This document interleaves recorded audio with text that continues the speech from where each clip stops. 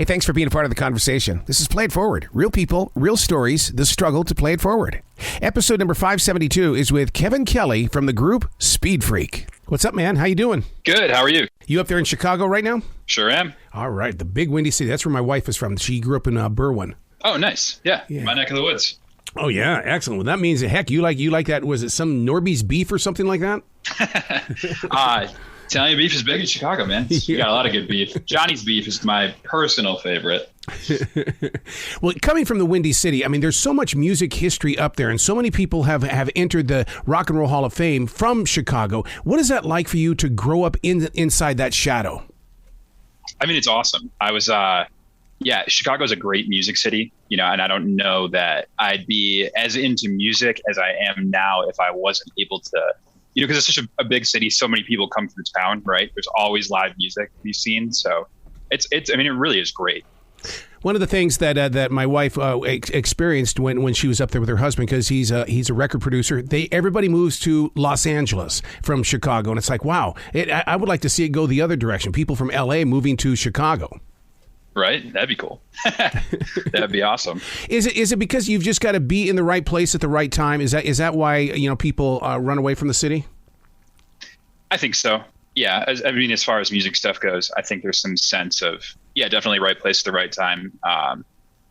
Plus the weather's nicer in LA, so there's that.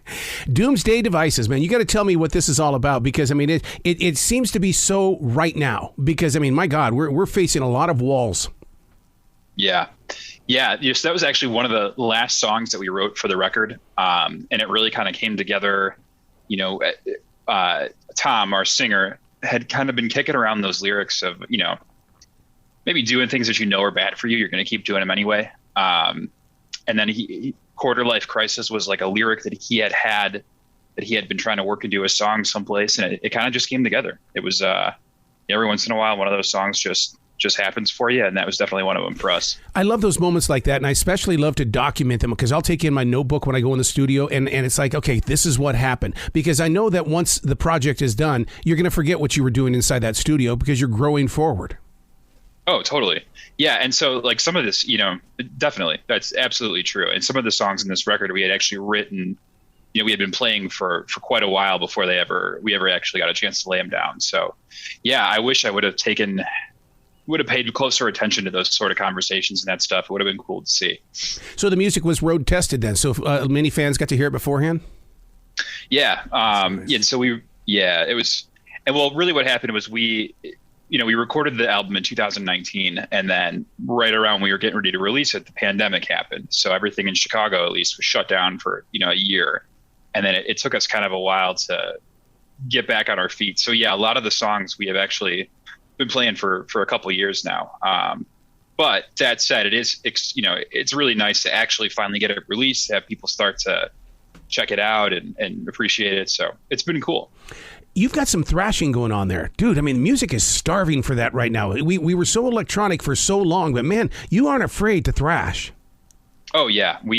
It's Gibson through Marshall and real drums and stuff where you hear a lot of records that sound very, very produced, and that's something that we tried very hard to avoid. Are you afraid of the AIs coming in? Because when they can sit there and they can recreate Joe Rogan, and he had no idea they were even doing that. What is it going to do to music? Man, I didn't even, until right now, I didn't even think about that. That scares the heck out of me. But I don't know. I'd like to believe that at some point you'll be able to figure out what's real and what's not real. Yeah. And there'll probably be some AI tool that you use to figure out if it was made by another AI, right? It's nuts. Who designed that album cover? Because if you're not putting that on a T-shirt, you're missing out on a bunch of money, man. So that is actually designed by Casey Sass, who is an Austin, Texas tattoo artist. Everybody should check him out. He is the friend of our drummer. And so when we were putting the record together, our drummer was like, you know what? I know this guy. He does traditional tattoos. I think he could make something cool for us. And that was there wasn't any back and forth. We sent Casey the record. He sent us that back in a couple of weeks. And we're like, yeah, this is awesome. It is available for T-shirts. Right now we have them at our live shows. I don't think they're available for sale anywhere online yet, but definitely, if you want one of those on a shirt, come check us out. I could see people getting a tattoo, getting that on their body. I would love to do that. I'm a tattoo guy, so maybe that'll be the next one. It's a good idea. Set up a little, little place where you can get some ink while you're at the show. Before the band comes out, everybody's getting the ink. We actually had probably 10 years ago now. We were playing in this bar, and a friend of ours got our logo tattooed on his chest on stage while we were playing. It's like one of the most metal things I've ever seen. It was great. Billy Gibbons of ZZ Top told me that every time that he writes a song, he pictures himself inside of a car. He wants that song to move as fast as a speeding car. What about you guys? Because you've got some speed on yours as well.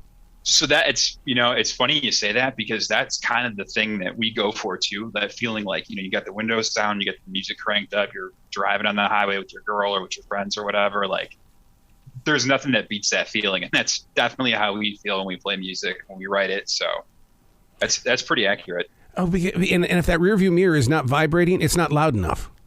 Totally. And listen, if you're going fast enough, it doesn't matter what's behind you. See, that's the problem with driving here in the Carolinas, is that our roads are long, and I mean, they've got some rolling hills and stuff to it. But man, I mean, I got busted for 110 miles an hour, and I blame it on Motley Crue. Hey, man, yeah. Gosh. How long have the riffs been stored away? Because I mean, one of the things that I've learned, especially in the past couple of years here since the lockdown, is that people would discover riffs and then hurry up and put them away for future use. Yeah, so actually that main lick on Doomsday was something that our bass player, I believe our bass player had written that quite a while ago, and we kind of, we were just jamming on it, and eventually we found that song to put it in. So some of those riffs, come out of nowhere. Some of them we've been working on, or how do I want to say this?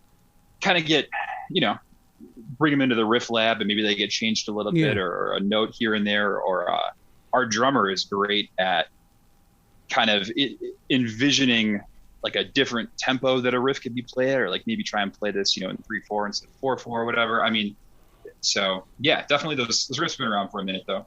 Yeah, I love it when the drummers become a part of it. I mean, that's like Lars in Metallica. He doesn't know a dang thing about guitars, but boy, he knows when it's not being played right with those drums. Yep, absolutely. And Dave's like that too. Dave can just kind of hear it in his head, and maybe everybody can, but he's good at articulating it, which is also important. Yeah, because it's a language all its own, is it not? Oh, absolutely. 100%. Yeah. Now, I've never heard of a music video being taken to a film festival. When I read that, I was like, you damn straight. This is the way it's got to be. Yeah, that was all Zane Rerek is the guy who wrote and directed that video. He's a buddy of ours. And he kind of approached us and was like, I would love to do, I have this idea for this video. It's kind of wacky, but I think it could be cool. And we actually filmed that in like maybe the last weekend in February in 2020. We filmed it that weekend, kind of didn't hear anything about it. And then the pandemic happened. Yeah. And like a couple of months later, I see this video and Zane's telling me, oh yeah, by the way, I entered these film festivals and won these awards. I'm like, man, that's awesome. Heck yeah. God. So. Man, the mere mention of February 2020, I mean, right away, my mind goes, oh, my God, that's when everything started shutting down. Once we hit March, I mean, my calendar instantly went blank. Yeah. Yeah, that was scary. Like, I remember sitting at my desk at work, and my phone was blowing up because I'm a big sports guy. And so all of my sports teams notifications, the games were getting canceled. Yeah. So it was like one after the other. I'm getting all these notifications that like, this is canceled, tomorrow is canceled, this is canceled. That was crazy. And yeah. And in Chicago, like I said, everything really shut down. So what did you discover during that time period? Because I mean, even Paul Stanley, I think one of the things that really warmed me up about musicians was when he looked into that camera during the lockdown. He says, I'm going to sing out of tune. Just get used to it. We don't all have good days. And I thought, my God, that's the way that every musician, should connect with their fans. I'm going to sing out of tune. That makes a lot of sense. I like that. I think for me, it really made me it drove home how much or how important music was to me. Because I'd been playing guitar forever. I've been in bands since high school, and sometimes it feels like a chore, right? Sometimes you don't want to drive to rehearsal. You don't want to practice. And I think you kind of take it for granted. And then all of a sudden, once it's like, that rug's pulled out from under you, you really, really realize how lucky you are to get to do this. So that was my big takeaway from that time was like, I really now I enjoy it more. I think I try and appreciate it more. And like, even if, look, if Speedfreak breaks up, whatever, just the fact that I get to hang out with my friends and make music and do this, it's awesome, right? I mean, isn't it a modern day miracle? It's not really supposed to happen, but it does. Yeah, exactly. Like it, yeah, that's a good way to put it. I mean, it's like, if you've ever jammed with your buddies and you guys all kind of look at each other. And you're like, that's it. That's great. Like you just have those moments that make it worthwhile. See, that's what I love about Lindsey Buckingham and Stevie Nicks is that they would look at themselves and you're going, oh, I've been there. You wrap up a song or you're singing lyrics and you're looking at, your bandmate up there on stage. And it's like, there's such a connection. Yeah. Yeah. I mean, I don't know that Tom and I have the relationship that Lindsey Buckingham and Stevie Nicks did, but no, but you just like, every once in a while you get one of those moments and it's just like, this is for real. You're really, it's special, man. It's, that's the only word I can think of to describe it. It really is special. Fans of music have really levitated toward live music again, which thank God. And I'll tell you how it's changed here in the Carolinas. They actually have live music in grocery stores here in Charlotte. Really? Yeah, That's sure awesome. do. They sure do. And people come and a lot of our grocery stores feature bars. And so they have the bars and they set up the band near the bar and people shop and have beer and listen to live music. That's amazing. I need to think about moving to Charlotte. Jeez. That sounds great. What's growing in Chicago that's surprising to you when it comes to live music? Well, like I said, everything had kind of been shut down for a while. Yeah. And there's and actually, so now there's a lot of newer venues popping up and maybe places that occasionally had live music seem to be booking more bands now that everything is open again. It seems like there's been kind of this, I don't want to say resurgence, but like this feeling of like, people kind of remind themselves like Chicago's a great music city. Mm-hmm. And so it's cool for everything to be open again. It seems like people are kind of appreciating it again. It's been really exciting, and maybe that's just how I feel, and I'm projecting it onto everybody. But it definitely seems like more stuff is open. There's more shows being booked. People are back into it. It's a cool time to be here for sure. The name. Were you shocked that somebody hadn't already taken the name? Well, it's the name of a Motorhead song, so I'm sure actually somebody out there is also called Speedfreak. Every once in a while, we'll get booked as like you'll see Speedfreak with a space in it, or Speed Freaks, the Speed Freaks, or something like that. There's a DJ Speed Freak, and I think when way back when we first tried to get our music uploaded to Spotify, like some of this DJ Speed Freaks tracks were on our page. So, it's. I wish the name was a little more original, but it is what it is. Or like they tell us in radio, well, if there's two arrows out there, be the best arrow. And so it's like, just be the best at what you do. Absolutely. We gotta be the fastest speed freak, right? Who's gonna help that listener get the most traffic tickets, traffic violations? Yeah, right. Absolutely. Certainly not the DJ. Right. So where can fans of music follow you, find out more about the band, and really, as you continue to build up your merch library and stuff like that, where can they go to get that stuff? So we're available. All our stuff is on all our streaming platforms. We're on Spotify. We're on Amazon Music. We're on iTunes. We're on Apple Music, if that's still a thing. Our Bandcamp is that's kind of the most direct pipeline to us. We're selling some limited edition CDs and stuff on our Bandcamp. I believe we have a Twitter. We don't tweet very much. Yeah. But if you're a Twitter guy, we're on there. I would say like if the best way to find out about us, check us out on Spotify. Come and see us at a show. We'd love to meet everybody. We want to buy you a beer. We want to hang out, have a good time. I say that's the best way. As a musician and as an everyday regular guy, do you go in there and look at your numbers on Spotify as well as iHeartRadio? Because I can't break away from that. I've always got to see what's going on when it comes to those numbers.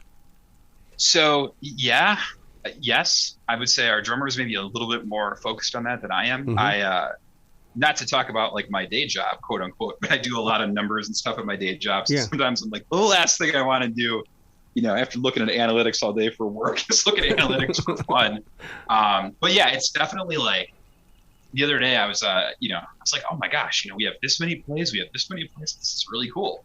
So I definitely check it out. I don't know that I'm following it obsessively, but it's cool. I mean, it's cool to be able to see that stuff in real time now, and like in a way that maybe you didn't used to be able to. So It's been nice. Have club owners changed in the way? Because I know in radio they'll go, "What do you got for numbers? Show me your numbers." And so you've got what are you doing on the social media? Right, and so our drummer actually owns Livewire Lounge venue in Chicago, nice. And so he was saying that's definitely something that gets paid attention to when you book somebody these days, because they don't care about how good you look or whatever. The first thing anybody will look at is always your Spotify, your plays, your Facebook, Yeah, and so in some ways it's great because it makes it so much more accessible to everybody, but it also makes it harder to get noticed. So yep. Kind of a double-edged sword. Man, you got to make your way to the Carolinas sometime, dude, so we can do a face-to-face conversation and share the journey and have some live sounds playing and all that. I would love that. Absolutely. We'd love to get out that way. As of right now, I don't know that we have any plans to go east. We're going to do a West Coast run later this summer, but nothing east just yet. It's coming. It's coming because once people hear this new album and get into Doomsday Devices, I mean, it's coming. I hope so, man. I hope so. I appreciate that. Yeah, definitely. If we get down there, we gotta hook up. Excellent. Well, come back to this show anytime in the future, dude. The door's always going to be open for you. All right. I appreciate that. You be brilliant, okay? All right, Arrow. Take care.